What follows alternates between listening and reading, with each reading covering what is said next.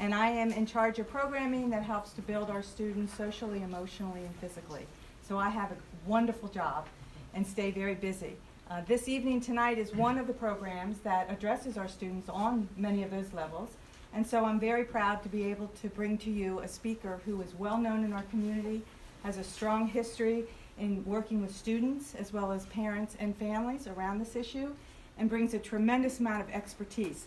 Dr. Jonathan Dalton spoke today at McLean to our upper school students and was able to share many strategies and resources for them to use for themselves as they deal with issues on a day-to-day basis, and also for the future. Talked about college a little bit, talked about anticipation of things coming up. So it was a information session, but also a strategy and ways that they can support each other. So it was very informative, and I know tonight will be as informative for you as parents and families. So I am going to turn the evening over to Dr. Jonathan Dalton, area psychologist who has specialized in this area for almost 20 years now, and is speaking at many schools. So we were very fortunate to have him here at McLean. So please welcome Dr. Dalton. Okay, so we are going to be on Facebook Live, which means that we're going to hold questions until later so that we can ask them in confidence without it being broadcast to the world live. So I look forward to your questions. I will leave plenty of time for questions. I want this to be something that is really addressing the needs that you guys come with. Every family, every school has unique sets of needs. My goal is to make this something where you can leave with very practical skills that you can begin using with your teens or kids who are experiencing anxiety and related difficulties tonight and tomorrow. So I want this to be something with a good take-home message, but that means I want to tailor it for you guys. So I'll do my very best. If people have very specific kind of general questions they want to ask, that's fine, but we'll save the more specific questions for when Facebook Live is no longer live. Okay. So I love my job for many, many reasons. I get the front row seat to watching kids and teens and adults do things they didn't think they could do. I learn much more from the families I work with than they learn from me, and I mean that honestly. And so one of the reasons why I love my job so much is that I firmly believe that, I'm only half joking when I say this in all of my talks, that if you have a kid who is smart, creative, and compassionate, the universe will throw anxiety in for free. It tends to be this package deal that anxiety is that shadow cast by those great virtues. And the great news is that anxiety is treatable. It's probably the most, in fact it definitely is, the most treatable category of mental health disorders that we have. And when we treat it effectively, the kids, I believe, are better off for having gone through it than never having it in the first place. They've learned to overrule fear as a decision-making tool. They have learned to place values above comfort and to pursue things that they find meaningful and purposeful. And these great edifices of virtue, intelligence and creativity and compassion, and there's many more than that, those virtues remain fully intact even when the anxiety is reduced. And that the kids are left with these great virtues, but new skills that they can use to have a different relationship with their own anxiety and their own distress, even more broadly defined. So I mentioned that I learned more from the kids. This is the first line of one of my ex-patients' first college admission essay for the Common App. And he wrote, in case you can't read it, that having an anxiety disorder is like being stuck in that moment when you realize you've leaned too far back in your chair but have not yet fallen. And I think that really captures the experience that these kids and teens are going through in a way that's superior to any textbook that I've come across. I had a 12-year-old going back maybe, 15 years now. He had depression. And I said, what's it like for you to have depression? And he said that for him, his life was like a stick of chewing gum that lost its flavor. And I thought, that's a better description of depression than textbooks have, because we know that the opposite of depression is not happiness, it's vitality. It's leaning forward into life. And so when kids are going through those kinds of experiences, they have a way of communicating it that is often very raw and very authentic and captures the experience for these kids. So Frankie was right. I do give many, many of these talks in the community to students, to teachers, to other professionals, because this matters so much, and it keeps getting worse. The calls are coming in more rapidly for these requests. We can't keep up with the demand for patients in the community. The needs of the community, and not just this community, are really, really strong. So let me go through the bad news to scare you guys, then we'll talk about the really good news. Before we do that, let me go through the difference between anxiety and anxiety disorders. Then we'll talk about anxiety disorders. Anxiety itself is not a disorder. One of my pet peeves is when I talk to a new parent of a prospective patient who's seen people before for services, and I'll say, well, what's their diagnosis? And he or she will say, anxiety. And I'll say, well, that's not a diagnosis. That's a really positive thing. It means you're awake. It means you're living and you're healthy. Because anxiety is something that evolution wants us to experience. It is something that's designed to keep us safe, to be aware of potential threats, to orient us towards problem solving, towards things that are causing us that distress. It helps us to avoid repeating mistakes. I always talk about people that have ever had food poisoning and can never look at that food ever again. If something makes you scared, hurt, or sick, and it does it enough of that, then we'll never want to do that thing ever again. It's called one trial learning. So anxiety keeps us safe. It helps us to not do things that are dangerous or not to repeat mistakes we've previously made. In other words, it tells us to avoid. That's what anxiety does. An anxiety disorder is not defined by the amount of anxiety you're experiencing, but rather by the accuracy of the appraisal of danger. Okay, the fire alarm sounds the same whether you burnt your toast or the curtains are on fire. Right? You can't tell by the sound of the alarm whether it's a false alarm or a true alarm. And the same thing is true when it comes to our experience of anxiety. So we're not talking about, oh, this is really making us anxious, so therefore it's disordered. There are many times when anxiety is a very appropriate response to a dangerous situation. But because we can't tell the difference by the sound of the alarm, our natural inclination, our urge to respond is the same because we don't know if it's a valid, dangerous situation or if it's a misperception. And so that urge to avoid remains profoundly impactful. And so what that means, though, is that when we avoid things that are not dangerous, we prevent ourselves from ever getting corrective feedback that while the fear is real, the danger never was. That we don't treat anxiety disorders in our practice. We have this misnomer. We don't, because anxiety is two things. Anxiety is temporary and anxiety is harmless. What we treat is avoidance, and it can ruin lives. The avoidance of anxiety is the cause of the suffering, never the anxiety itself. Okay, and so our job is to teach kids and teens and adults non-avoidant ways of coping with their anxiety, to have a very kind of paradoxical response to their distress.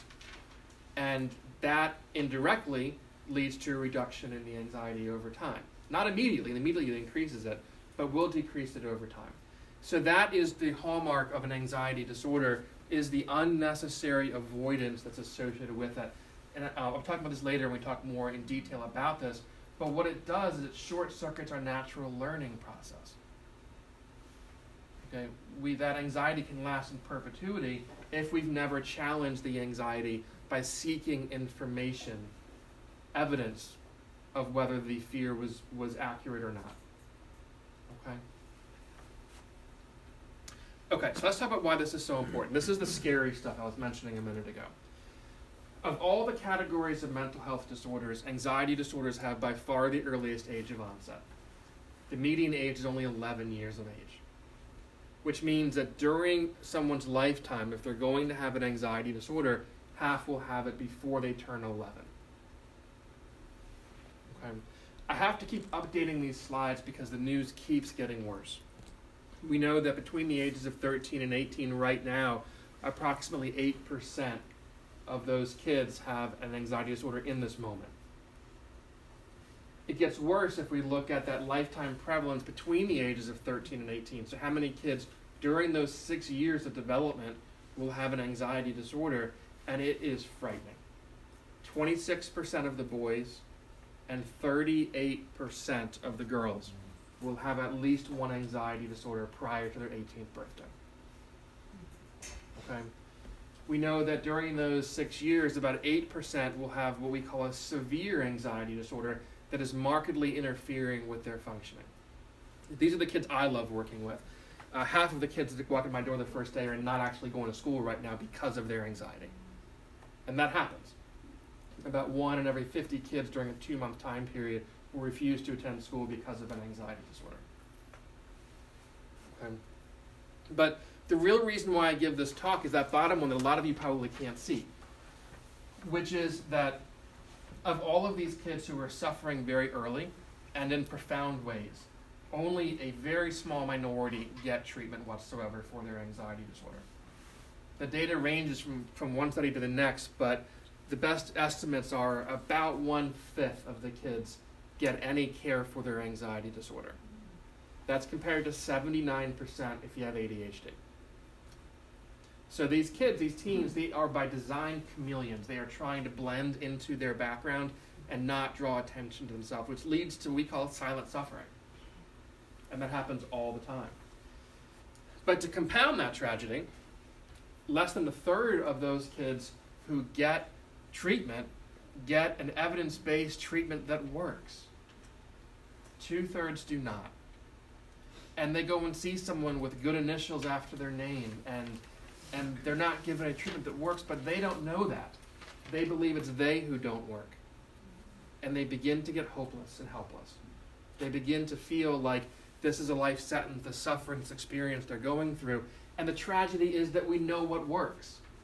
In the vast majority of cases, these are treatable if they're given the right evidence-based style of treatment. That is, this tragedy where there is so much suffering and we have these wonderfully powerful but tragically underutilized treatments for these kids who are suffering and their families. When kids go through this, we know families go through this. This is not something that limits it only to the kids that are experiencing it. Okay. I mentioned the 38% for girls. That's 10 times the rates of eating disorders. That's 3.8%. We're at 38% for anxiety disorders. As I was talking to the upper school students today, it gets worse, okay? Let me put some stuff here that's not on the slides that is kind of, right off of the press. We know that a teenager today is between 5 and 8 times more likely to show symptoms of an anxiety disorder than their same age peers did during the Great Depression, World War II, the Vietnam War, the Cold War. This is the first generation where the teens are more stressed than their parents are. Currently, in this moment, teens are more stressed than their parents. We as parents often think with nostalgia at the time when we were in high school. We didn't have mortgages and car payments and tuition payments and worrying about all the things that adulthood brings. But it's not the good old times for this generation. They're more stressed than we are. That's never happened before. We know that the rate of teen depression increased by 37% between 2009 and 2014, a 5-year period, which coincides with the invention of the iPhone and when kids could afford them. It was 2008 when the iPhone came out. Okay. UCLA every year does a survey of their freshmen, and it began in 1985, and they asked them, one of the questions they ask is, do you feel overwhelmed? In 85, it was 17%. 2 years ago, which is the last data we have, it was 42%. We know that this year, the college freshmen are the least healthy mentally of any freshman class that we've ever seen before. Anxiety is now the most common referral reason for college counseling centers, which is not a surprise when we work with kids who are growing up in this environment. This is what the kids are living in, is this age of anxiety. And we are too, by the way. I mean, yesterday was the election, right? No one had any anxiety over that, right? None at all. We are living in times where right now, there's new data coming out from the APA just last week, that about 2/3 of Americans believe this is the worst time for the country they can remember. The same number have very high levels of anxiety and fear about the future direction of the country. I was on a PBS show a couple months ago with someone from APA talking about stress in America and that survey that they do every year. And it used to be the biggest stressors were money and jobs for Americans. This year, its future of the country is number 1, which is not a surprise to anybody. And so we're in this environment where we see this as being abnormal and stressful. But the kids, they're immersed in this. They're growing up in this. To them, that's just life. And so that's the reality of this, is that kids are living in an environment that they don't fully understand, but they are experiencing incredibly high levels of distress. And what's compounding that is we as parents are the digital immigrants. We're not the digital natives like they are. And so it's really hard for us to coach them through a lot of these nuances of social media and 24/7 news cycles and all of these things that were not there when we were that age. You know, when a teen comes to me in a session and says, this guy I met on Tinder ghosted me, you know, like if we heard that 10 years ago, we would say, are you okay? Like, did you fall? What's going on there? So that's part of what's making this a challenge. This was from that APA survey, and this was done in 2009, and what they found, it was striking. It's the first time they used teens in this survey. And so these are where the teens say their biggest stress is coming from. Doing well in school was 43%, so that's the highest one. The finances were 31%. This is during the Great Recession. So it might be an overrepresentation of that. But none of these are terribly shocking. What was really interesting is they aggregated the data from the teens and from the parents. And they had thousands of them. And they said, how stressed do you think your teenager is? Then they asked the teens, how stressed are you? They looked at the averages. And what they found, this will shock no one, is parents got it wrong. What will shock you is by how much they got it wrong. By half. So when I talk to parents, I will say, and this is what the science tells us, if you want to know how stressed your teen actually is, imagine in your head how stressed you think he or she is, and now double it. And that's what the science tells us is a better appraisal of their current levels of anxiety and stress. Okay?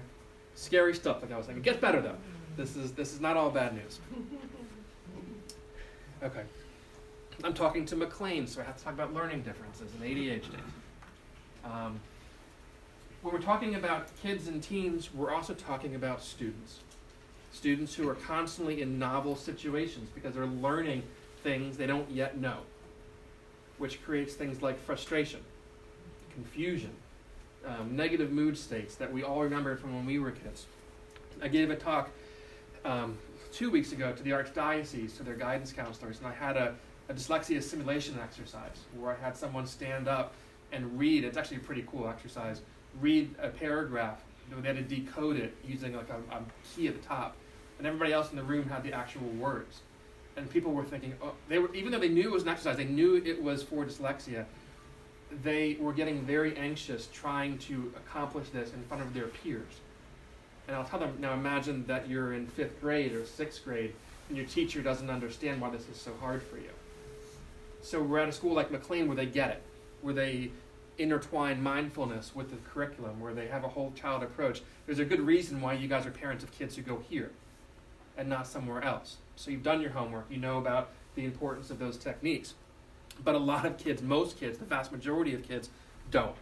And so what we find is that, and it's different for specific learning disorders versus non-specific, but the rate is that between 20 and 40% of the kids with a learning difference also suffer from an anxiety disorder.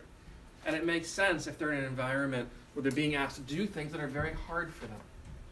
That it's aversive conditioning, that it's full of frustration and difficulty. But we want to reframe that frustration is nothing more than the birthplace of creativity. Right? It's a doorway that we walk through that leads us to things we would not have otherwise discovered. But if kids aren't taught that, they don't understand that.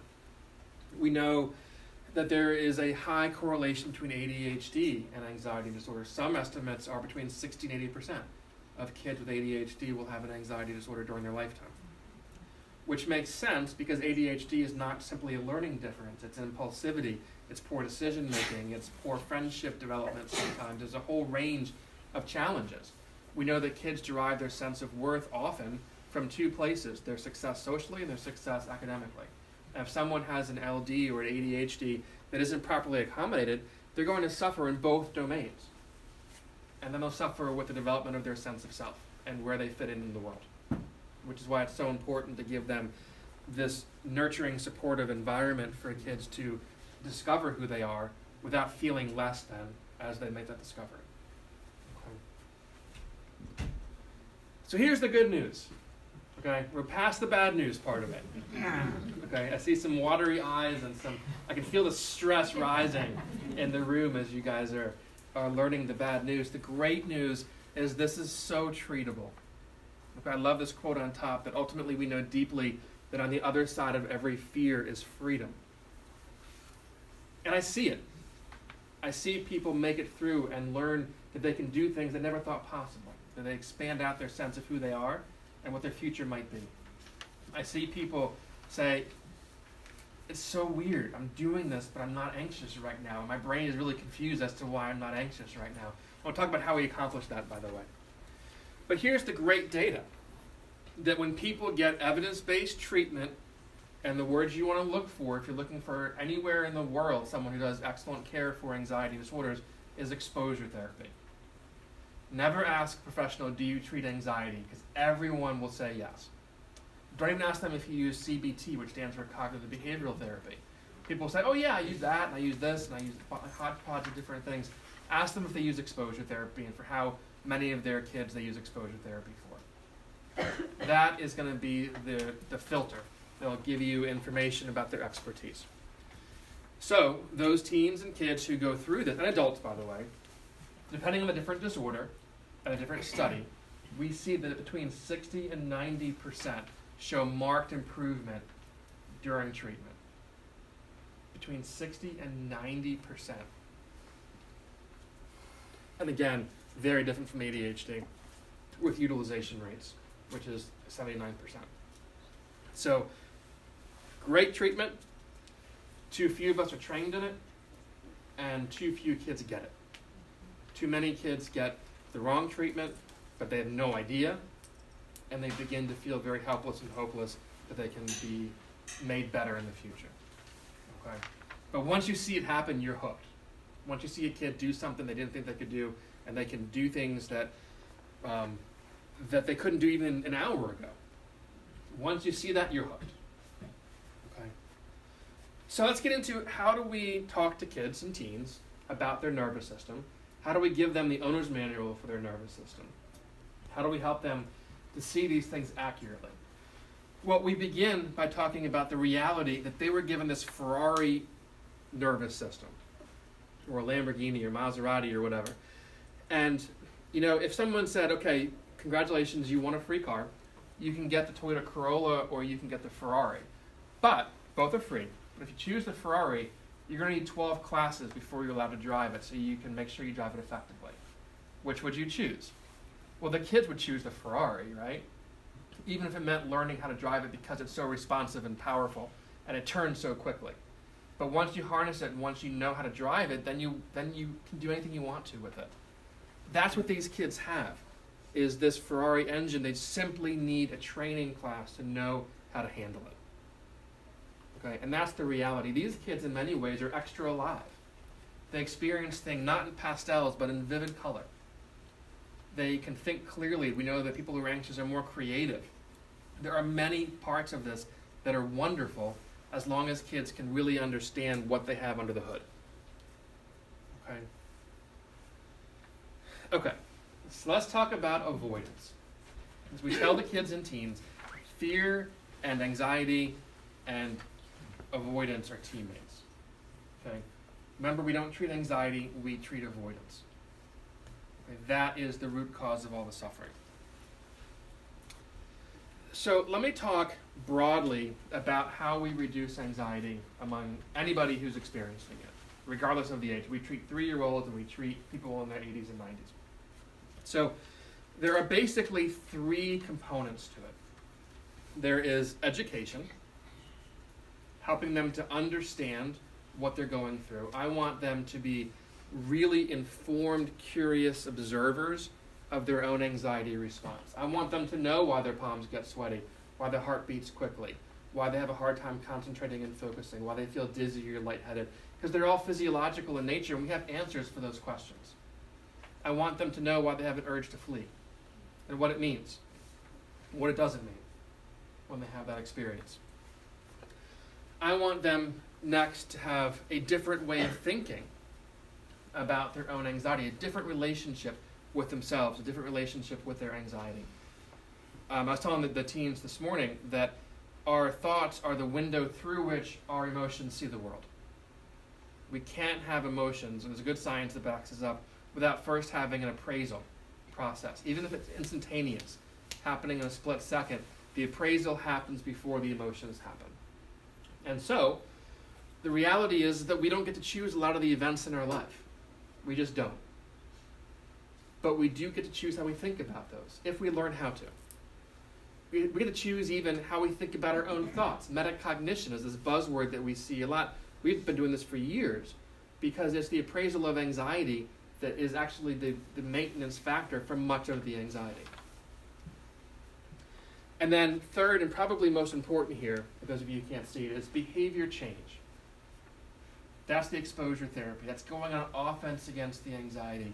It is doing things anyway. It is persisting in the presence of fear.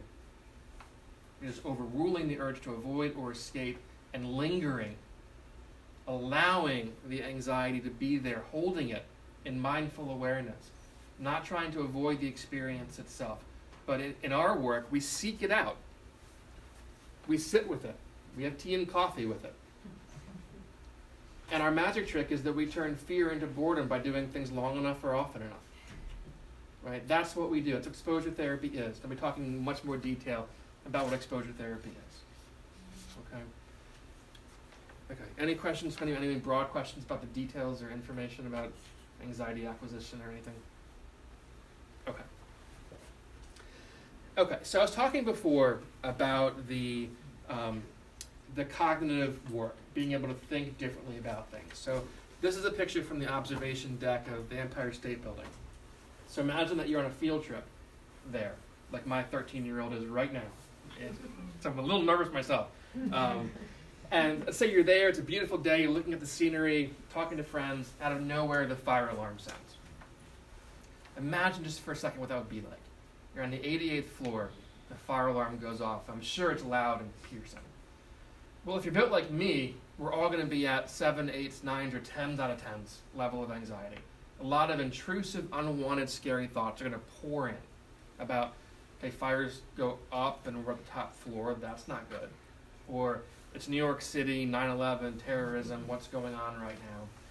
We wouldn't be thinking of much else but the alarm going off, and we'd all be oriented towards the same goal, which is to escape that environment. We would be having that urge to flee, is what we call it.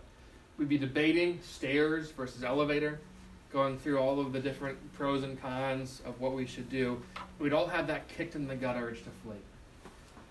But now I want you to imagine that exact same scenario, but this time there's an announcement before. And they say, excuse me, this is the superintendent of the Empire State Building. We're here with the fire marshal. There's been some problems with our fire alarm system, so please disregard it if it happens to go off. In case of a real emergency, we'll announce it over the loudspeakers. So you shrug your shoulders, you kind of, that's weird, and you keep talking and you forget about that. And 15, 16, 17 minutes goes by and the alarm goes off. Well, you're going to jump out of your skin. If you're trying to do work in the building, because it is an office building, you won't get a lot done while it's going off, but you will not have that kicked in the gut urge to flee, high level of anxiety, even though it's the same alarm. The only thing that differs in those two scenarios is not the alarm, it's what you think the alarm means, but more importantly, what you think it does not mean. The way we think about it directly influences and profoundly affects how we experience it. Okay? We can't stop these anxious kids' alarms from going off. We can help them to think differently about what the alarm means, but more importantly, what it does not mean. That's the power of reframing and having a different appraisal process of our anxiety by itself. It fundamentally alters the experience itself of having the anxiety. Okay? And profoundly important for kids and adults to learn that skill. It's that informed perspective again that we talk so much about. When we see younger kids sometimes, and the teens heard this example this morning as well, they will sometimes have fears of things that you and I maybe wouldn't be afraid of, like butterflies. Although, believe me, adults have fears of butterflies because I treat them, so I know. So imagine this cute little girl comes in and she says, I won't go to recess because there's butterflies outside and it's the springtime, and no, I just won't do it. Well, if she comes to my office, I never would, but I could give her a Batman utility belt full of fly swatters and bug spray and say, go forth to recess. And she would probably go. There's a few major things wrong with that. Number one is she wouldn't have a lot of fun when she's there, because the entire time she'll be on the lookout, or we call hypervigilant, for butterflies. Number two, she'd only be less anxious if she was armed appropriately against butterflies. So if she ran out of bug spray or dropped the fly swatter, the anxiety would return to even a higher level than it was before the intervention. And most importantly, she would never learn that butterflies can't hurt you. And so when we work with kids who are trying so hard to not feel the anxious thoughts and feelings, and they're trying to distract themselves or use what we call safety behaviors or self-reassurance or any of these kinds of things, I will always tell them, stop swatting the butterflies. You don't need to, because every time you do it, you're teaching your brain they're dangerous. The fear is getting worse. We want the butterfly to land on your nose and stay as long as it wants to and then flutter away. That's how we deal with the anxiety, is if we try and shoo it away, we'll be learning that, first of all, we can't cope with it, and number two, it's a dangerous thing to experience. And I'll keep coming back more and more often over time. Okay? So a lot of what you're hearing and will hear from me today is very counterintuitive. It goes contrary to what good, compassionate parents think about. Okay? And so as we go through this, if you find yourself thinking, oh, I did that wrong, know that's an indication that you love your child desperately and you're trying to protect them from distress. That does not make you a good parent. It doesn't make you a bad parent, it makes you a good parent. That came out a little bit sideways. It often reminds me of an embarrassing true story, and I have too many of these, but they're all true, I promise. Years ago, my wife and I went skiing for the first time, before we had kids. So we took this class how to theoretically ski in the lodge, with the whole pizza slice thing you do with your feet or whatever. And there was 6, 7 of us in this adult class, and we get out on the bunny slope. This is a true story. We had a very nice ski instructor, talking to him for a while, great guy. He said, all right, I'm going to ski halfway down the slope, and I want you guys one at a time to push off and come down. I'll help you stop, I'll grab your arm, but I want you to feel the motion of being on skis, and that's the first step. So I was the last one to go. The first 5 went, no problem at all. He hooks their arm and they're going great. It's my turn, and I'm pushing off. I'm going right for the guy, and then I'm not. I'm going this way, and this is a true story. I headed right for about 12 fourth grade boys climbing sideways in a single file line up the hill, and behind them was the parking lot. This is a true story. And so this very nice ski instructor yells across the whole bunny slope, Jonathan, you're going the wrong way. And I yelled back, I know. And I ended up hitting all these kids. It was super embarrassing. Nobody was hurt, but like, took them all out. And I think about that a lot when we work with families, when we talk about these counterintuitive strategies, is that parents know that what they're doing isn't working, their kids are still anxious and they're still suffering. And part of what's going on here is no one's ever taught you how to turn and what to do specifically different with these kids in these environments. That's my job tonight, is to arm you with very specific and very counterintuitive strategies and techniques that you as parents can begin to use. Okay. Let's talk for a minute about these categories of anxiety disorders. It's important that we know that they're different from each other, and what they have in common as well is important. So I'll read through them just so that you guys can hear them in the back if you can't see the whole. I know it's a short board, so people in the back probably can't see all of them. But I call it the Baskin-Robbins of mental disorders because there's many of these different categories, and there's actually technically more than these, but these are plenty. Panic disorder. Kids and teens who have this talk about being struck by lightning from the inside, where they have this burst of energy and fear. It's panicking is the highest level of fear humans are capable of. It doesn't matter if the fear is, or the danger is real or not. This is the highest level of fear humans can have, is panic. So a true panic attack is similar to being waterboarded, in the sense that you feel like you're about to die when you're experiencing it. Imminent death or imminent loss of cognition is what really fuels a true panic attack.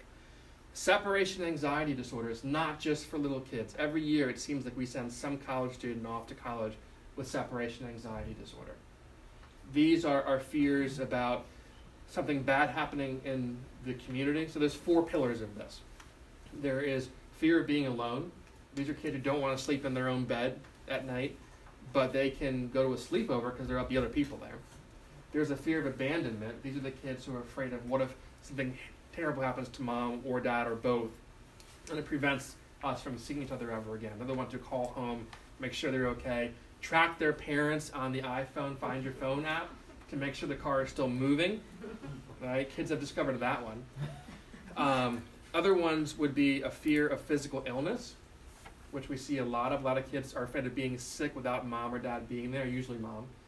It overlaps a lot with emetophobia or a fear of vomiting, which we see a lot of in kids. And last one is worry about calamitous events, school shootings, tornadoes, those kinds of things. And so about 40% of kids who refuse school have this as a diagnosis. And it's also the most common anxiety disorder among kids and the most treatable mental health condition, with success rates actually in the mid-90s and within 6 months of evidence-based treatment, okay, on average. Generalized anxiety disorder is a worry-based disorder. That is where people's worry button is stuck in the on position, and they worry about lots of stuff all the time, always keyed up, on edge, physically exhausted, muscle aches and pains, can't sleep very well, and just cycling through the what-if thoughts that happen. What if, what if, what if, what if? So it's a worry-based disorder. PTSD we see too much of. We do a lot of PTSD work, and certainly we see kids who've been abused. We see sexual assault survivors in college and high school and earlier. This is a response to a traumatic event where they had a horrified, helpless feeling during it. And it is something that can be profoundly impactful, obviously, for those who experience it, but is also very treatable, believe it or not, even for people in combat, or people who have been, mugged or assaulted or terrible things happen to them. PTSD itself is treatable, and it is an exposure-based treatment that works for PTSD. Social anxiety disorder is the most common in teenagers. The average age of onset for that is 15. This used to be something that wasn't taken very seriously in the profession until they began to look at levels of impairment and distress. And they found numbers that might be shocking, that 91% of sufferers say it gets in the way of their education. 88% say it does so for their occupation down the road. It leads to tremendous and chronic levels of suffering. We know that about 8% of Americans have it. If someone in your family has it, it jumps to 13%. It has the highest heritability of any of the anxiety disorders and the highest covariance with alcohol abuse. People use it as a lubricant to deal with their anxiety in those situations. Also very treatable. With evidence-based care, we're looking at 79% no longer have the diagnosis 3 years after treatment. So really, really good rates of success. The specific phobias. I mentioned butterflies, but it's weather and heights and needles is a big one. But the one we actually see a lot of is the emetophobia, the fear of vomiting.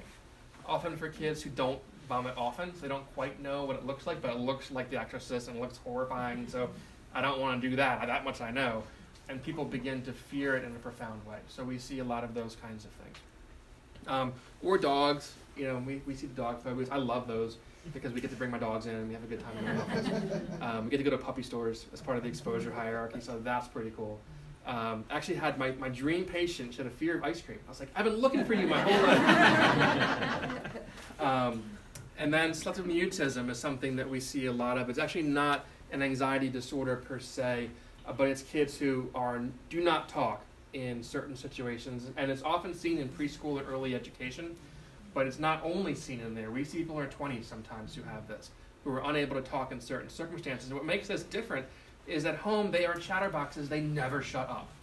And so when the parents come in for their first conference and the teacher says, do they have a language problem? I've never heard them speak. And they're like, God, teach me how to do that, because they never shut up at home. This is something that affects about 1 in 50 to 1 in 100 people. And we're doing a lot of that work now. In fact, we have a whole camp this summer we're beginning to draw kids nationally because it's so treatable. Dr. Sharfstein treats this. Her office used to be next to mine, and she did it in a group format. Honest to God, I'd knock on the door. Shh, keep it down. You're disturbing my session. Because they do like voice volume as part of their exposure. And they got so loud, I'm like, you guys have got to chill out. And then we see OCD, which has an asterisk next to it because OCD is not in the anxiety disorders anymore. Because we know that some people with that do not have anxiety-based OCD. They have just right OCD. They want things to be aligned or in a certain way. Symmetrical is a very often part of it. So if you touch the door with your right elbow by accident, you got to touch with your left to even it out. They're not afraid of something happening other than their discomfort will continue. So it has a lot to do with Tourette syndrome, a lot of overlap with brain circuitry between just right OCD and with Tourette syndrome. Okay? And then there's general medical conditions that are associated with anxiety. We're seeing more and more of those. Do you guys know what POTS is? I'm seeing more and more POTS. It's an acronym that stands for Postural Orthostatic Tachycardia Syndrome. I see tomorrow night in my group of 8, there's 4 with that diagnosis. Ehlers-Danlos syndrome, Lyme disease. There's a lot of these out there where anxiety is one of the symptoms that comes with a general medical condition. Okay. Let's go through, and the kids today saw this exact same slide. One of the things that I'll do with teens is we'll watch scary movie clips together. I have a whole, you see what my YouTube recommendations are at this point, they're hilarious. And so we'll watch like a trailer from The Conjuring 2 or one of those. And then the kids' jobs are to monitor their own body responses, and their own thoughts and their own anxiety as they're anticipating the jump scare or they're imagining, oh my God, I'm gonna have nightmares tonight, or whatever it is they're afraid of. And then we'll watch the same movie, but the behind-the-scenes footage of it being made. And they have a lot of the same clips, a lot of the same scenes are in both films. And when we're seeing it without the behind-the-scenes footage, we suspend our disbelief. We're right there with them. When the person is acting anxious, we feel like we're in the room with them, so our mirror neurons light up and we get anxious too. When we're watching the behind-the-scenes footage, and the guy's there with the boom mic, and there's the camera crew, and there's people behind there with lights and all kinds of hilarious things that they're doing, like train tracks for the camera, it stops being scary because your perspective is literally wider. You're seeing that as only one part of what's happening. You're never suspending your disbelief. But our brains are so easy to confuse. If we're just looking at the movie, even though we know intellectually they're actors and it's images on a screen, we still get anxious. The same is true, but more so for our thoughts. Okay? It is very hard for us to be aware that we're only having thoughts. If you put somebody in a functional MRI machine and have them eat an apple, for instance, when they're in the MRI machine, we'll see the way their brain lights up, the pattern of movement and the motor cortex that controls the jaw, the taste buds, and all of those things, swallowing. If we ask that same person to vividly imagine eating an apple, the motor cortex lights up, the taste buds light, it's the same pattern, basically. And so because of that, we as humans have such a capability of imagining vividly scary things that we'll do it to the extent that we're forgetting their words. We're imagining them as if they're actually happening. In other words, we are confusing our thoughts with evidence, our feelings with facts.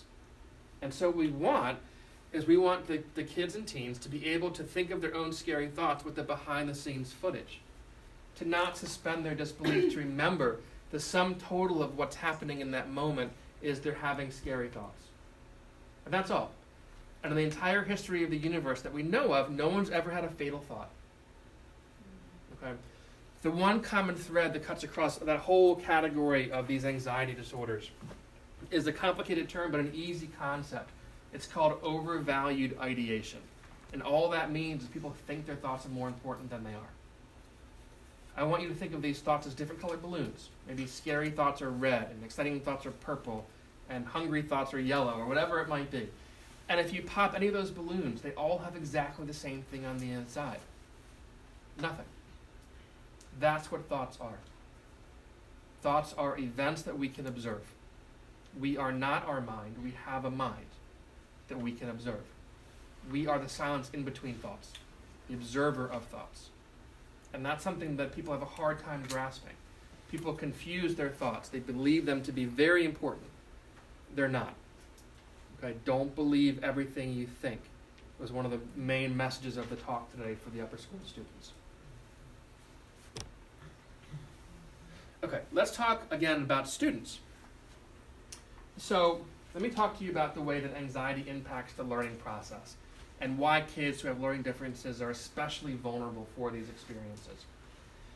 So let me tell you what working memory, a lot of you I'm sure know what working memory is, but let me tell you. If I ask you for your phone number and you tell me, that's your long-term memory. If I tell you mine and ask you to repeat it back to me, that's short-term memory. If I ask you for your phone number backwards, that is working memory. Being able to rotate and manipulate information held in your awareness. And it is one of the most vulnerable experiences to anxiety because it requires so much brain power. It's like a computer program that drains a lot from the energy of the computer. And so if you're having intrusive thoughts, scary things that are like a heckler on your shoulder almost with all these scary what-ifs, it's going to dramatically affect that limited capacity for working memory. Unfortunately, working memory, we know, is tied directly to academic performance, SAT scores, to any number of different measures of academic progress. Working memory is critical for that. And so when you're anxious, that is really profoundly challenging to do. It is also exhausting. When I talk to kids and teens who deal with anxiety, I say, what do you most wish that other people would know about you that you don't think they know? And the most common answer I get is how exhausting it is to be me. It is like having a second full-time job to manage that level of anxious arousal. But we've all had those days where we had to go to a funeral of someone we care deeply about, and we've done nothing physically exerting throughout the day, but at the end of the day, we are drained. We have nothing in reserves. And that's the way a lot of these kids feel every single day when they're trying to manage this nervous system that is easy to arouse and hard to soothe. It takes so much energy to do that. Okay, and then we also know that threat cues are prioritized more. And so if something is perceived as dangerous and scary, our evolutionary basis wants us to attend to those things first. Okay, if I told you, no one freak out, but I lost a very small poisonous snake in the room, and it probably will be by itself, but if you feel anything on your feet, please let me know. No one here would hear another word I said the entire time you were here, because you'd be looking towards what's called threat orientation. And if someone's having thoughts about the class after this class, or I'm giving my presentation this afternoon, I'm terrified of embarrassing myself, or, oh my God, my mom might have been in a car accident, I wonder how she is right now, that's going to take priority, absolutely, over how to conjugate a verb or anything that the teacher's talking about in that moment. Okay?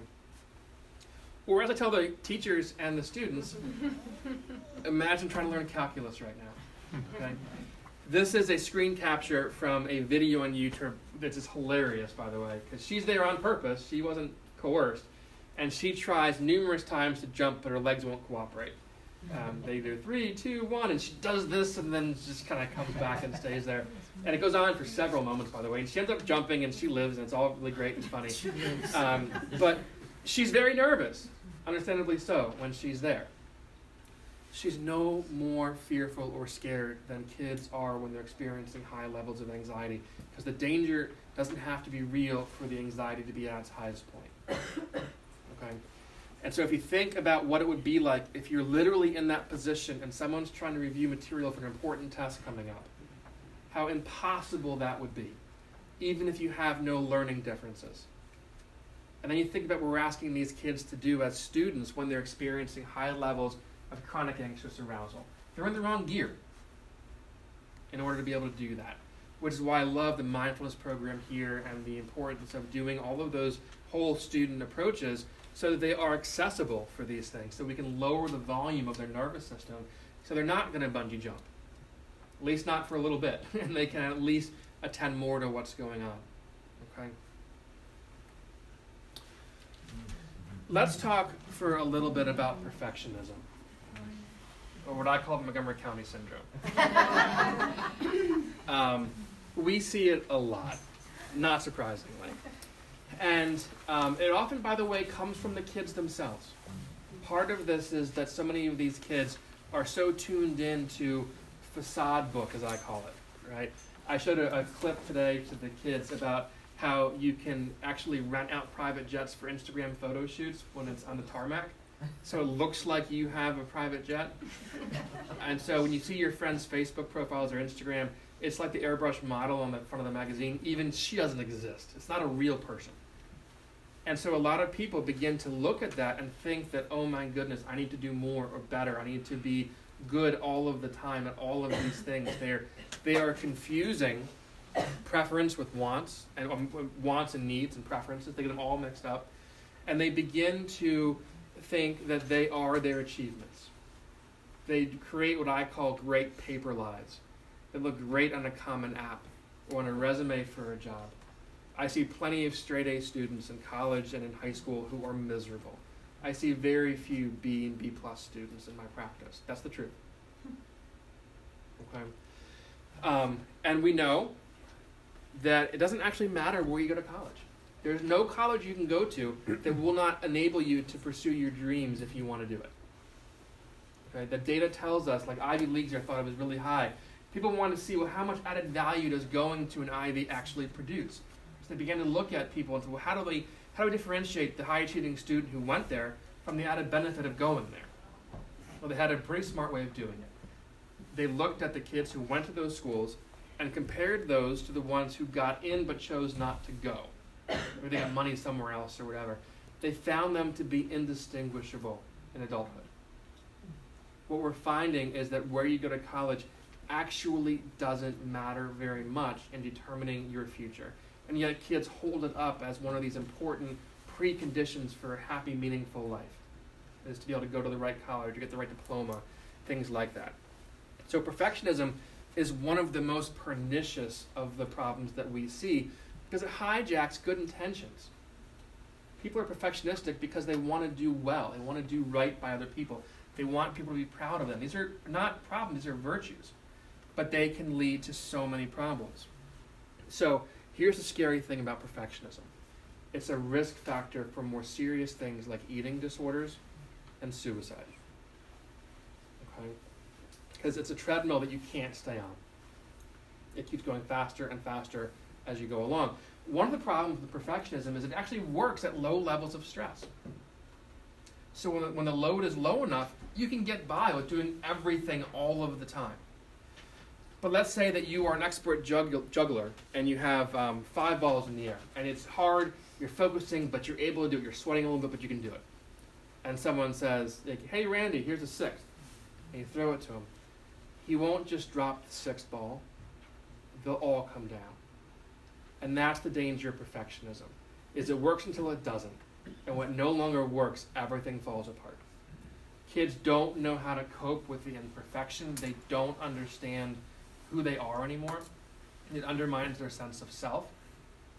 It is it's terrorizing for a lot of these kids when they don't experience that. And if they have never experienced it before, they have no idea how to contextualize it. And they overvalue those negative interactions. They don't see them for what they actually are. And they will lead often to major depressive episodes, terrible anxiety, things like that. Okay. And again, it goes right from that idea that self-worth is derived from achievement, not from characteristics, durable qualities. We talk to the kids a lot about what tests do not measure. They don't measure creativity, risk-taking, innovation, ingenuity, drive. The things that we now know the new economy, when these kids are our age, are going to need to have. Because they have Google in their pocket and probably in their brain by the time they're 45. And so they won't need all the content. They'll need the characteristics of perseverance and persistence and creativity, frustration tolerance, all of those things. The tests do not measure right now. But kids don't understand that fully. Okay. So I showed this slide also to the students today. A few years ago, I was watching one of those terrible survival shows like on Discovery Channel. And there was this guy that he called himself Survivor Man. Very original. And what he would do is he would abandon himself, like without anybody. He had tripods and camera equipment, and he'd record himself for like 10 days in remote locations surviving. So he goes to Labrador, and it is this frozen tundra. It's like 80-mile-an-hour winds, and it's below freezing. And so he has a few pieces of seal meat and a broken snowmobile was the scenario they gave him. So he's building an igloo. And we've all seen like Chilly Willy when we were kids, right? It's supposed to look like that. But this wasn't his. This is actually better than his. His was small and lopsided and built into like a side of a hill, and he's doing it over a couple of hours. And he's moving like painfully slow to build this thing. And he gets it done. And he comes back to the camera and he says, "What? I want you guys to know that actually I've been trained in igloo construction," because of course he was a survivor man. But he said that in order to build that perfect igloo, that roomy, spacious igloo for the night, I would need to work really hard to get it done before it gets dark out. And if I did that, I will work up a sweat. If I work up a sweat, my clothes will get wet. If I go to bed in this perfect igloo with my clothes wet, I will die tonight. And so we don't want to do that. We want to do something better than perfect. We want to look for what is optimal. We call this optimalism. Okay? And so what that is we look at what is the best or most effective for that situation. Which means there's an infinite number of answers to different situations. There is no rigidity. Okay? The more science we look at in terms of psychopathology, the more we see that its kryptonite is psychological flexibility. Seeing that there are more than one right answer to most of our important questions is flexibility, and anxiety hates that. That we see failure as nothing more than feedback. I love the saying, "May you fail early and often." I told the kids this morning that success and failure do not walk down different paths. They hold hands and walk down the same path. They're intertwined. You can't have one without the other. We will learn more from our failure experiences than from anything else. We're designed as humans to learn best through trial and error. And error is part of that equation. That we want to see that, and Darwin knew this. He would say that evolution doesn't favor the strongest or even the most intelligent. It favors the most adaptable. Okay? So flexibility, adaptability are critical. And so that's what we want to see as optimal, because it might shift and change. And if you think of one way to do it and the environment shifts or the situation is a little bit different, and you try and use the same approach, it's not going to work this time. It might look like it will. You might put a key in a door and it's supposed to open, but it doesn't because someone changed the doorknob. Right? And so if you don't know what to do in that situation, you will freeze and you won't know how to deal with it. There is always more than one way out of the woods when you're lost. Okay? That is adaptability and flexibility. We want them to understand that everything in nature is variable, especially performance. So by definition, it's a mathematical law that half of everything we do will be below our average doing that thing. It does not mean that we've gotten worse. It just accepts there is a natural variation for that. Okay? We want balance to be one of the absolute primary goals to teach kids. We're living in very unbalanced times where people are defining success in really pathological ways. Things that are fragile and not durable. So if we think about balance, I was telling the kids today that every midnight we get 24 poker chips. No one gets any bonus. We get 24. And we get to choose where we put them. We have a big pile on this one, or we have a big pile on this one, or we have it evenly distributed, whatever it might be. And we'll see people who are really great at something, athletics or academics or arts or whatever it might be, and we can hold them on high, and we often do, and say, look what they've accomplished. And we can see, look how many chips they have in that one pile. When Jerry Rice runs stairs to the stadium the day after they win the Super Bowl to prepare for the next season, we say, wow, what a great motivator he is, about how much energy he's putting into this. No one thinks about where are those chips coming from. Where are they not going? Family, friends, activities, social life, creativity, artistic outlets, whatever they might be. And so balance, rather than sitting on a one-legged stool, the more legs we have on that stool, the more we can handle disturbances. Okay? Balance is critical. And kids often do not get that message by popular culture and media. They just don't. We want them to understand that success is virtually never linear. At best, it's sawtooth, lots of ups and downs in between there. But we tend not to notice those things. And so when people are doing something and it begins to not work, they might mistakenly think that it's not working anymore because the conditions have changed. It might very well be that this is the natural course. of weight loss or getting in shape or whatever it might be, not drinking anymore, whatever the issue is they're trying to correct, there will be a sawtooth improvement pattern. It's never a linear straight line. There are no straight lines in nature. Okay. So I told the teams today that when it comes to anxiety, we want them to deal with the anxiety in the same way that a palm tree deals with the wind. Okay? Remember that we don't avoid anxiety. We allow it. The palm tree doesn't fight against the wind because it knows it has no need to. It can stay there and bend with it until the wind stops and it comes back up.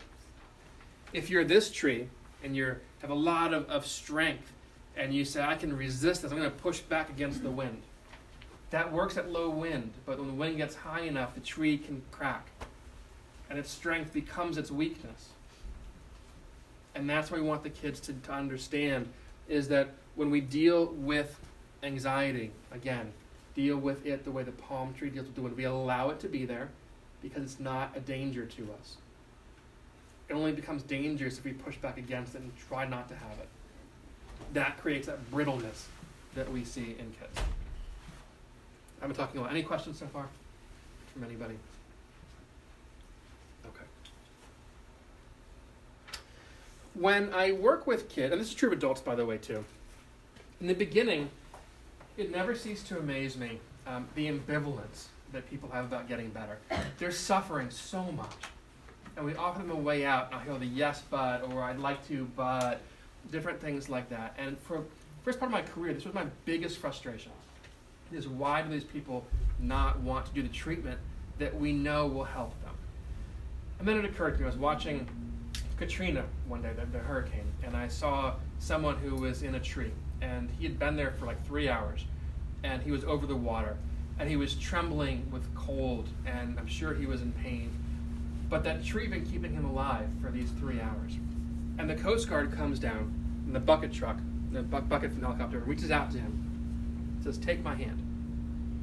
And the guy in the tree knows he's there to save him. He knows that that's the right way to go.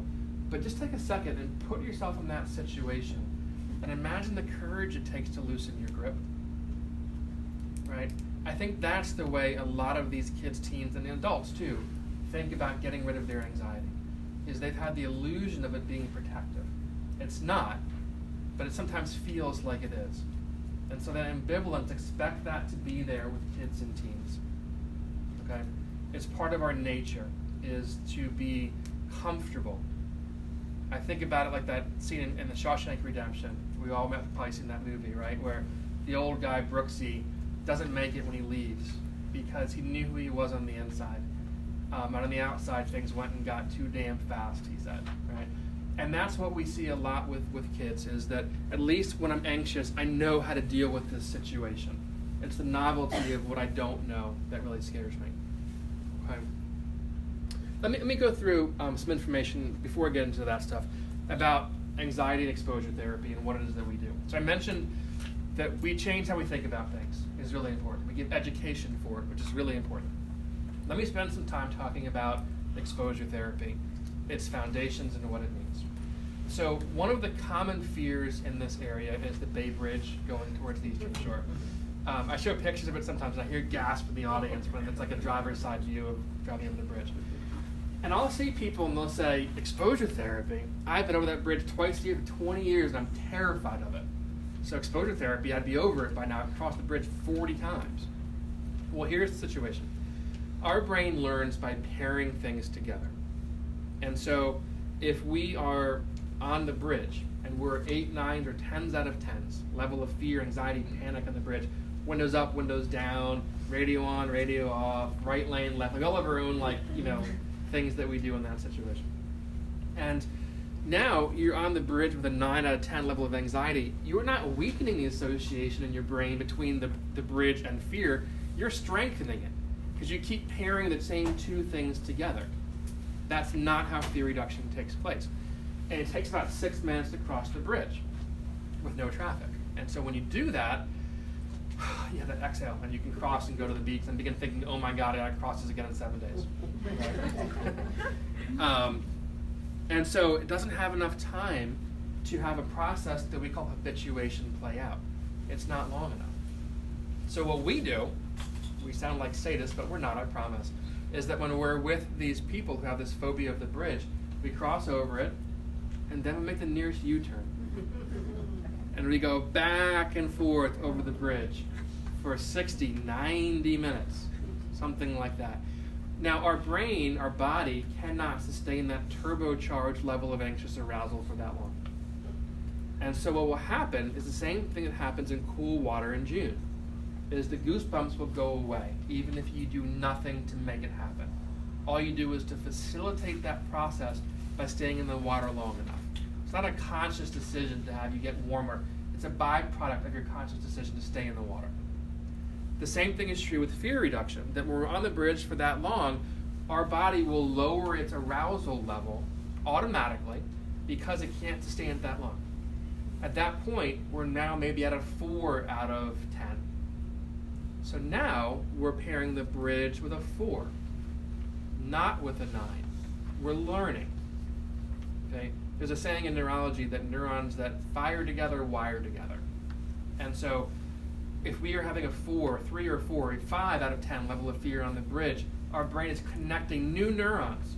They're associating the bridge with a lower level of anxious arousal. Fear is being reduced, but not because of anything that we're doing except using non-avoidant skills to deal with the anxiety. We're persisting in the presence of that fear. Okay. Courage is what you do, it's not what you feel. It's a really important concept for those with anxiety to understand. That in order to be courageous and brave, you have to feel fear and anxiety. Or it doesn't count otherwise. Then you're just ignorant and less informed about the danger that you're in. Okay?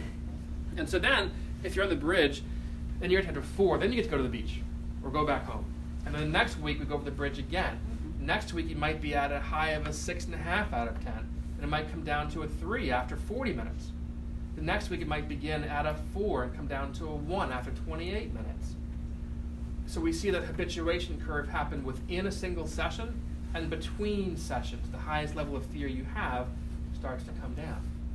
Now, when it comes to anxiety disorders that are not simple phobias like that one, the same process takes hold.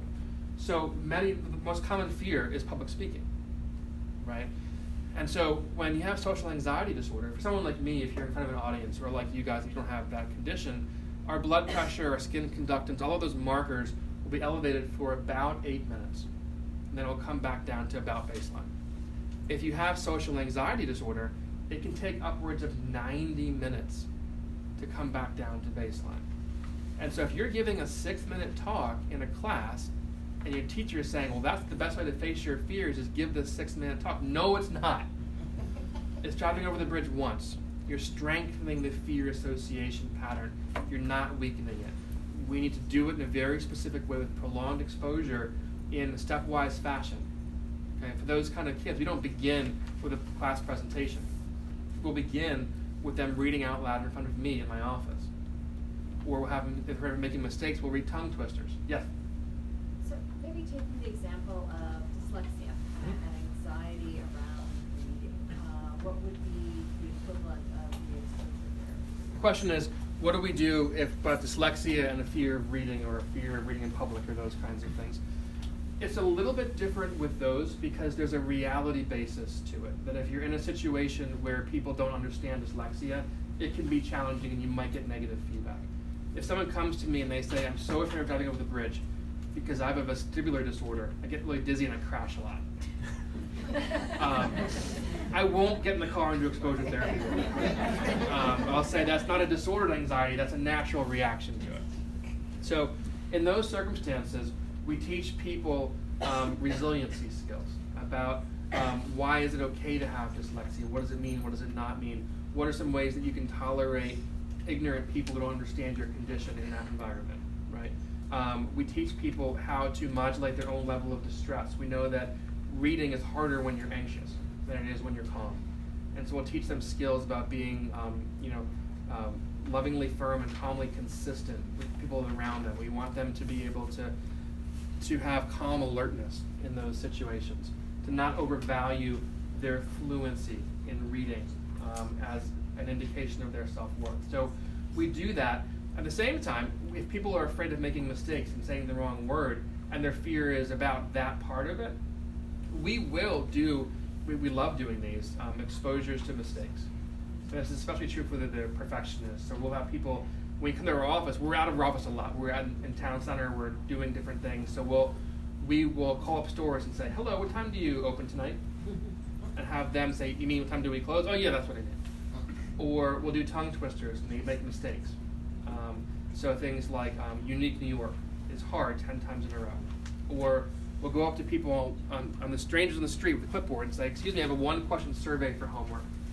Which of the following countries would you most want to visit? France, England, Germany, Canada, or Hawaii? And so you can't let on that you know Hawaii is a state, not a country. And so those are there, but when it's a dyslexia situation, it is handled differently because there's a reality to the anxiety in that circumstance. In that way, it's a great question. Okay. So back to exposure therapy. So that's how we do it, is that we deconstruct what they're afraid of. We do what's called a stepwise process where we help them to confront the fear, kind of getting their toes wet before their ankles and so forth. And we don't use avoidant coping. We seek it out. I was talking to the kids today. I'm not sure if I have that slide or not. No. That we want to think of we want to think of this as like a wave when you're out in the ocean. And that if the wave curls in, your instincts are to run back to shore, but the wave's faster than you are, it'll catch you from behind. The best thing to do is the most counterintuitive. It's to dive directly into the wave. And once you know you can do that, then you can be out there and have much more fun. Okay? One of the big questions that comes up is accommodating versus enabling. Anxiety is a real, serious disorder, and it will sometimes require accommodations. But the kicker here is that we don't want to enable avoidance, because avoidance is the foundation of the entire anxiety disorder. So how do we navigate that line? So I have this tightrope. This is a guy walking across the Grand Canyon on purpose on this tightrope. And part of what's challenging is that line shifts throughout treatment. So if someone has social anxiety disorder, we wouldn't say, oh, I used to be, shy as a kid sometimes too. And so what we do is we might begin with doing it in front of the teacher, or doing it on videotape and putting it on Dropbox, and then eventually moving so they can give the entire class presentation. The question is answered best with, to what end are we offering this accommodation? Is it a detour to the same destination? It takes you a little bit longer, kind of a scenic route to get there. Or are we choosing a different destination because the anxiety is present? The whole message is that we can be anxious and we can be anxious while we're doing something. And so giving the kids the message that we don't expect you to because we're anxious is disempowering for them. It runs contrary to what the science tells us is possible. Okay? People leaving are getting cold. I'm not sure what's just making sure. I'm wondering what time it is. Okay. So this is a really important distinction, is that we want kids to feel supported and nurtured. I was interviewed by an outlet recently. This is a true story. They wanted to interview me because there was a push in, I forget which state, maybe California, where there was a push among students to ban public speaking in school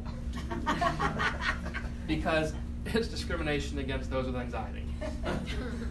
And they wanted my feedback on that. And I said, if I was 15, I'd think the same way.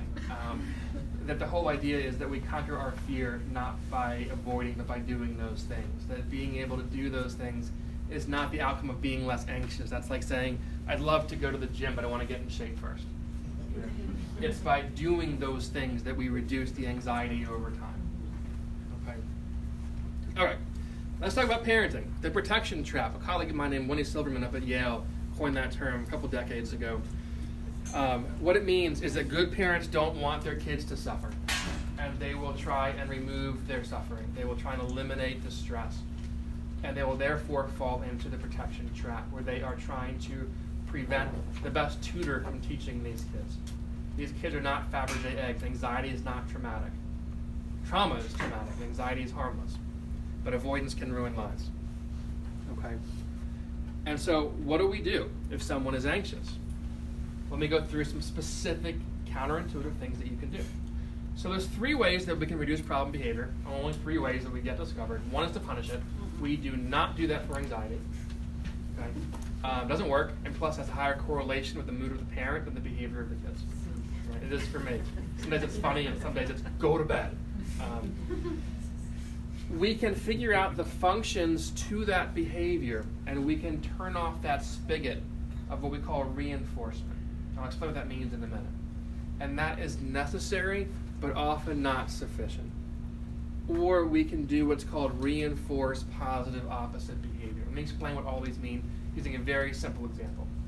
So I love dogs. I had a golden retriever a number of years ago, and he had this really annoying habit. This is a long time ago, so I had a corded phone in my kitchen. That's how long ago it was. And so I'd grab the phone, rang, and I'd start talking to whoever it was, and then Casey would come, he was like 6 months old, and would sit at my feet and bark at me. And it would drive me insane. And so the first time I tried to grab him by his collar and drag him into the bathroom and close the door. That worked once. And then he knew where I could reach with the cord. And he danced around the outskirts of it, his tail wagging, his paws down, right? We can all imagine the golden doing this. Then I thought, okay, we had this bitter apple spray we put in the furniture so he wouldn't eat it while we were away. So I'll spray it in his mouth when he barks at me. That'll teach him. And that worked once. Then he knew where the cone of spray could reach, and he danced around the outskirts of that. Well, there were some times when I was really busy or in an important phone call. I'm only half aware of what I'm doing. And the dog's barking. I can't reach him. It's really annoying. So I had this big jar of chewy bones called greenies. And so I'd take one and I'd wave it in front of Casey's face, and I would throw it down the staircase. Casey would run down, and I would close the door, and I would say, I'm smarter than my dog. Right? And I get about 20 minutes of quiet. Well, what's happening is something that happens in every family, especially those with kids who are living with anxiety. It's the fact that both parties can be reinforced for the same problem behavior. See, here's what was going on. It didn't take me very long to figure it out. That Casey was probably barking randomly throughout the day. Mailmen, squirrels, neighbors, whatever. I could ignore him, except when I couldn't, when I'm on the phone. So I gave him attention when he barked on the phone. I was teaching him. Well, if he kept doing it, and he was consistent enough with it over time, every so often, he couldn't tell which day, I'd give him his favorite treat in the world.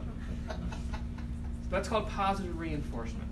That's the function of his barking, was to get my attention and a tangible, fun reward. For that case, it was a treat. He was training me that if I give him his favorite treat, he'll shut up for 20 minutes. We call that negative reinforcement, a snooze button.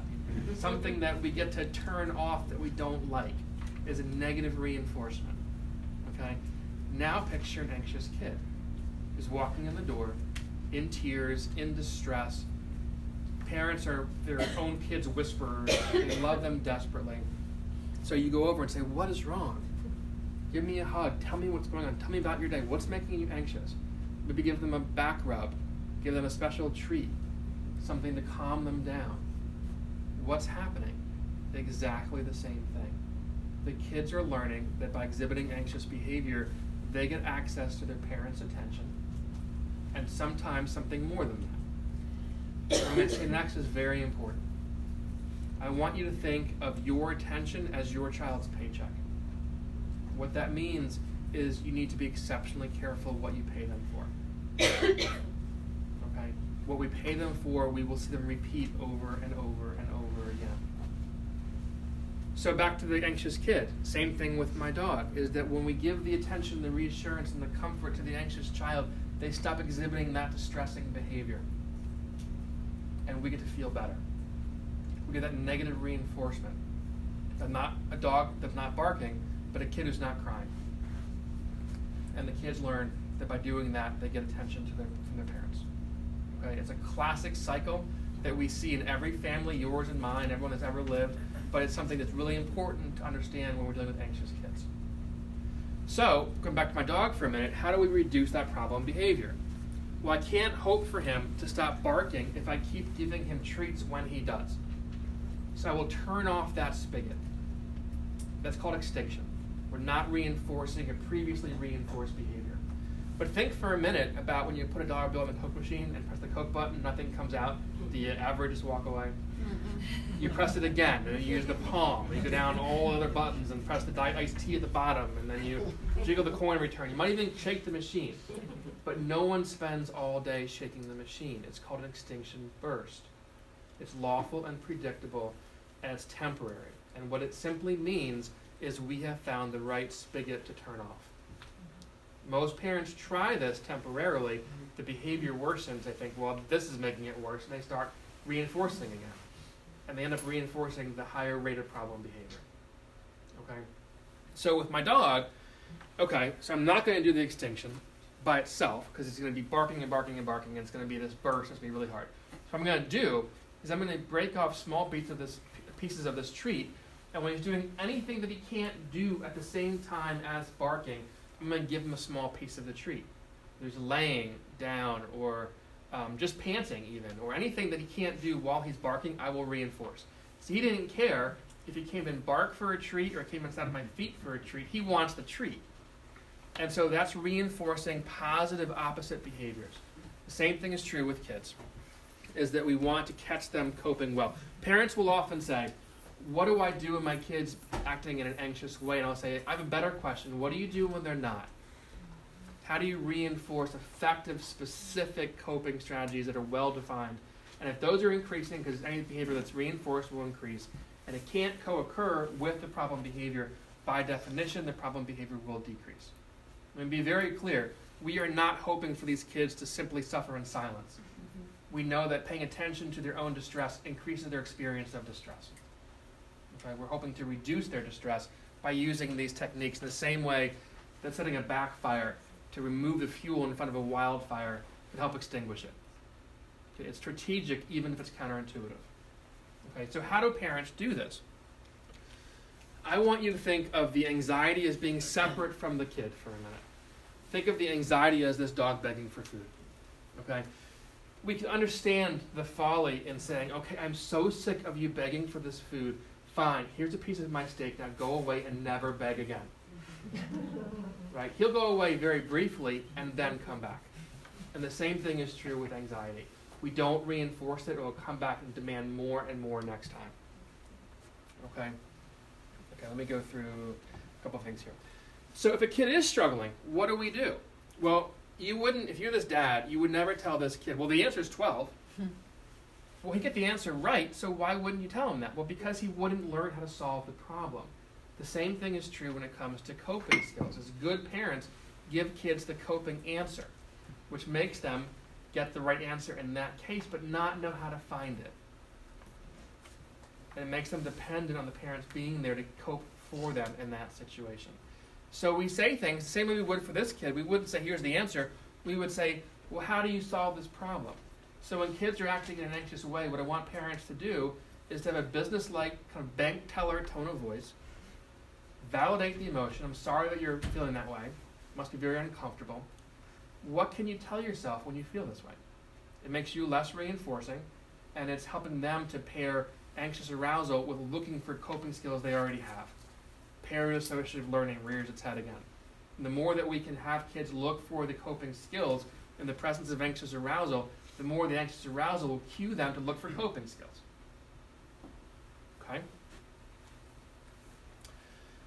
But the best thing that parents can do when their kids are exhibiting anxiety is to simply be a non-anxious presence in the room. So imagine for a minute that you are terrified to fly, but you want to trip overseas, and so you decide to go. And you're halfway over the ocean, and you hit turbulence, the plane's bouncing around a lot.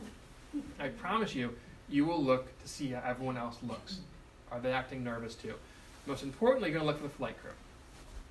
And when you look at them, you're going to be looking at, do they look anxious? What's going on there? What are they thinking right now? So imagine one scenario, the flight attendant says, all right, everybody, please remain calm. The wings can sustain this turbulence. We're going to be fine. Just buckle up. We'll land. We'll be safe. Please, no one cry. We're going to land very safely in the time we're scheduled to land. And imagine the same scenario. This time, that same flight attendant says, ma'am or sir, would you like tea or coffee with your lunch? One is offering reassurance, which serves to validate the need to ask for it and strengthens the anxiety over time. The other one is modeling a non-anxious reaction, and it's much more powerful. Think of it this way, calm is contagious. Okay, reassurance strengthens anxiety over time. Okay, so what do? What we do is that the mnemonic that we use is that we water the seeds, not the weeds.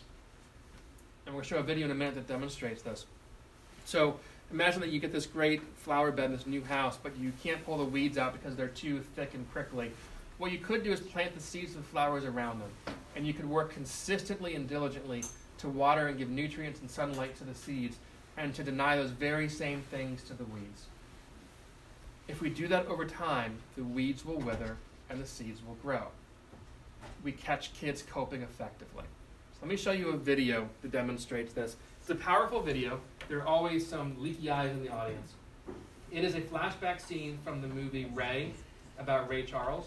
And let me see where it is. And so in this scene, those of you who don't know, Ray was not born blind. He lost his vision when he was about 8 years old. And this is a flashback to when he first became blind. He had a pet cricket that came back into his house. He's coming back in to look for it. Okay? I want you to pay attention to what mom does and what mom does not do in response to his distress. Okay?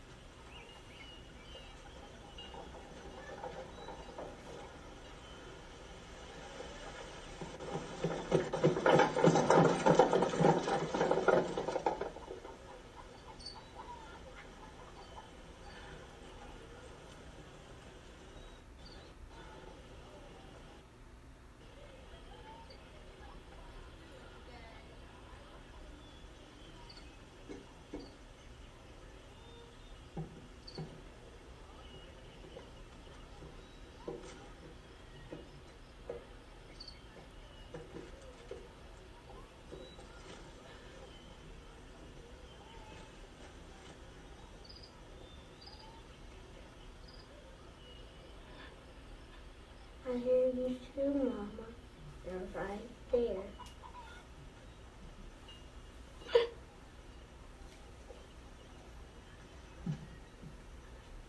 Yes, I am. Why are you crying, Mama? 'Cause I'm